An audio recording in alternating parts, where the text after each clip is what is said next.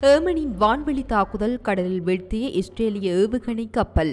தங்கள் மரணத்தை கணித்த காசா சிறுவர்கள் வெளியான அறிக்கை. 196 பாலஸ்தீனிய ஊடக ஊழியர்களை கொன்ற இஸ்ரேலிய படைகள்.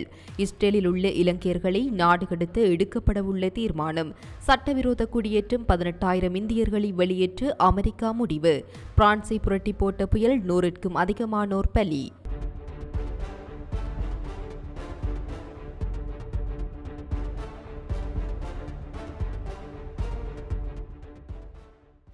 ஏமனில் இருந்து ஏவப்பட்டு ஆளில்லா வான்வெளி தாக்குதலை இஸ்ரேலிய கடற்படை ஏவுகணை கப்பல் ஒன்று மத்திய தரைக்கடலில் வீழ்த்தியதாக ராணுவ அறிக்கை தெரிவித்துள்ளது. UAV இஸ்ரேல் எல்லைக்குள் நுழைவதற்கு முன்பு இடைமறிக்கப்பட்டுள்ளமையும் குறிப்பிடத்தக்கது. இந்த நிலையில் காசா பகுதியில் இஸ்ரேலின் தாக்குதல்கள் தொடர்ந்து வருவதால் அங்குள்ள மக்கள் பயங்கரமான சூழ்நிலையில் வாழ்கின்றனர் என ஐநா மீண்டும் நினைவூட்டியுள்ளது.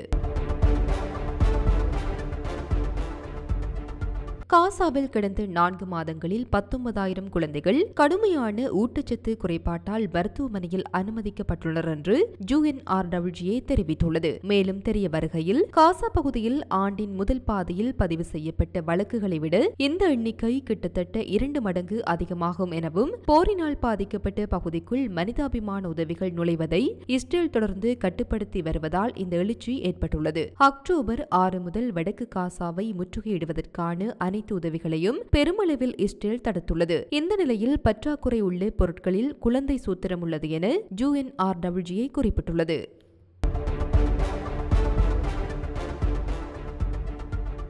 மேலும் தெரிய வருகையில் காசாவில் உள்ள உரிமை குழுக்களால் நடத்தப்பட்ட மதிப்பீட்டில் கணக்கெடுக்கப்பட்ட குழந்தைகளில் 96% பேர் தங்கள் மரணம் உடனடியானதாக உணர்ந்ததாகவும் 49% பேர் இறக்கும் விருப்பத்தை வெளிப்படுத்தியதாகவும் கண்டறியப்பட்டது. இந்த நிலையில் 92% குழந்தைகள் உண்மையை ஏற்கவில்லை என்றும் 79% பேர் கனவுகளால் பாதிக்கப்பட்டுள்ளனர் என்றும் வார்சைல்ட் UKயின் தலைமை நிர்வாகி ஹெலன் பார்ட்டின்சன் குறித்த அறிக்கையை உலகெங்கும் உள்ள குழந்தைகளின் மனநலம் பற்றிய மிகவும் பயங்கரமான நுண்ணறிவுகளில் ஒன்று என்று தெரிவித்துள்ளார். காசாவின் குழந்தைகள் போரை தொடங்குவதில் எந்த பங்கும் இல்லாத போரின் சுமையை தாங்கி வருவதாகவும், பௌதிக உள்கட்டமைப்பின் அழிவு மற்றும் போரின் கொடூரத்தால் ஏற்பட்ட உளவியல் வடுக்கள் ஆகிய இரண்டாலும் பாதிக்கப்பட்டுள்ளதாகவும் அவர் குறிப்பிட்டுள்ளார்.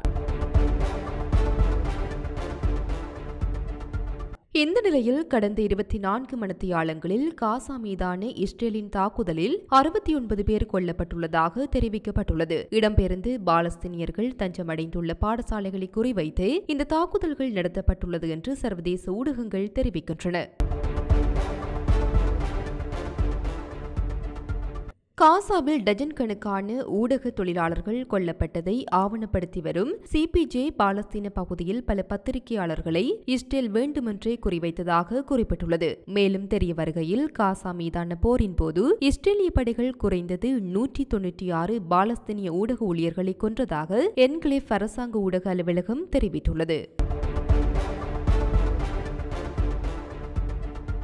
அமெரிக்காவில் முறையான ஆவணங்களின்றி சட்டவிரோதமாக குடியேறிய 18,000 இந்தியர்களை வெளியேற்ற அந்த நாட்டு அரசு தீர்மானித்துள்ளது. இந்த நிலையில் அமெரிக்க ஜனாதிபதியாக டொனால்ட் ட்ரம்ப் அடுத்த மாதம் பதவியேற்குள்ள நிலையில் அந்த நாட்டின் வளர்ச்சியை முன்னிறுத்தி பல்வேறு நடவடிக்கைகளை எடுக்க தீர்மானித்துள்ளார். இதனையடுத்து அமெரிக்காவின் குடியேற்றம் மற்றும் சுங்க அமலாக்கத்துறை சார்பில் முறையான ஆவணங்களின்றி தங்கள் நாட்டில் தங்கியுள்ளவர்களின் பட்டியல் தயாரிக்கப்பட்டுள்ளது. குறித்த பட்டியலின் ஊடாக உலகின் பல்வேறு நாடுகளை சேர்ந்து 15 லட்சம் பேர் அமெரிக்காவில் சட்டவிரோதமாக குடியேறியது தெரியவந்துள்ளது. இந்த நிலையில் இதில் இந்தியர்கள் 18,000 பேர் அடங்கியுள்ளமையும் குறிப்பிடத்தக்கது.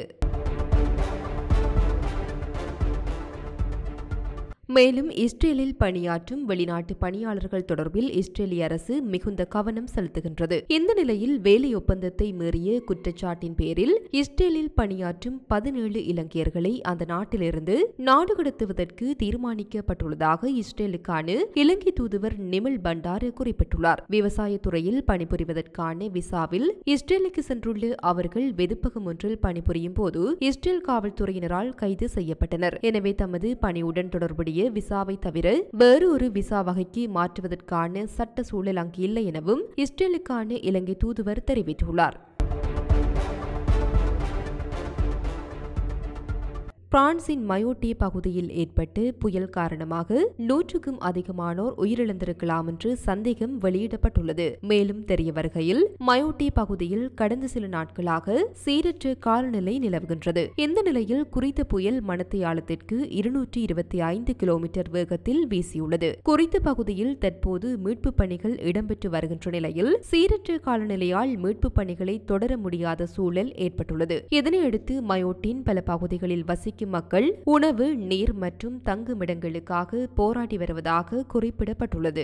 நிலைமை இவ்வாறு இருக்கையில் குறித்த புயலானது பிரான்சின் மயோட்டோ பகுதியில் 225 கிலோமீட்டர் வேகத்தில் வீசியுள்ள நிலையில் குறித்த புயலால் 100க்கும் அதிகமானோர் உயிரிழந்திருக்கலாம் என்ற சந்தேகம் வெளியிடப்பட்டுள்ளமையும் குறிப்பிடத்தக்கது. இதுபோன்ற பல செய்திகளை தெரிந்து கொள்ள நம்முடைய சமூக மீடியா யூடியூப் சேனலை சப்ஸ்கிரைப் செய்து அருகிலுள்ள பெல் பட்டனை கிளிக் செய்யுங்கள். மேலும் செய்திகளை உடனுக்குடன் தெரிந்து கொள்ள சமூகமீடியா.com என்ற இணையதளத்தின் வாயிலாக எங்களுடன் இணைந்திருங்கள்.